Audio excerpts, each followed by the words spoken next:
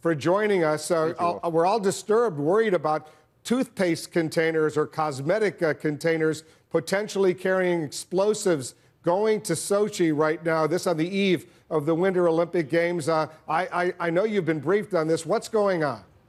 Well, if I can't go into details, that's what I was briefed on. I would just say this is the type of threat, though, that we're very concerned about. Americans should take it very seriously. The airline should take it seriously. Obviously, the people at the Olympics should take it seriously. But this is the type of threat that is very concerning to us. I can't go into the detail, but I can tell you that our intelligence people are working on issues such as this around the clock and also working with other partners around the world. You have confidence in what the Russians are doing? I have some confidence in what the Russians are doing, but really not enough, because they are not sharing enough intelligence or virtually any intelligence with us as to what's happening within Russia. They're afraid that somehow we will use that to our advantage. We are getting some information about what's happening outside of Russia, some external threats, that type thing, or potential threats. I don't want to overstate that. But we have very close relationship with our allies other than the Russians. But the Russians, for instance, are cooperating nowhere nearly as much as the British did, the Chinese did, the Greeks did. So it's not near that level of cooperation, no. Let's say there's a toothpaste, a container of toothpaste, and it has explosives in it. What kind of damage could that do to a plane?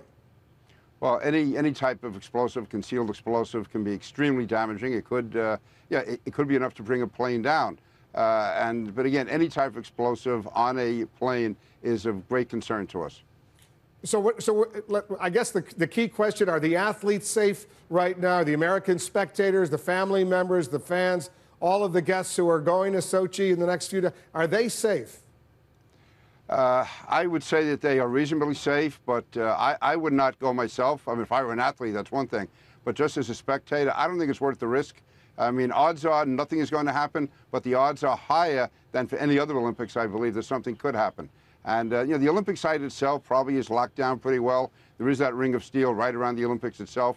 But getting there and in the surrounding areas, I would say there's real cause for concern. Yeah, I was disturbed the other day. The chairman of your committee, Mike McCall, the chairman of the House Homeland Security Committee, said he wouldn't go. He wouldn't want his family members to go. So he's obviously been briefed on what's going on. So, right. As have you.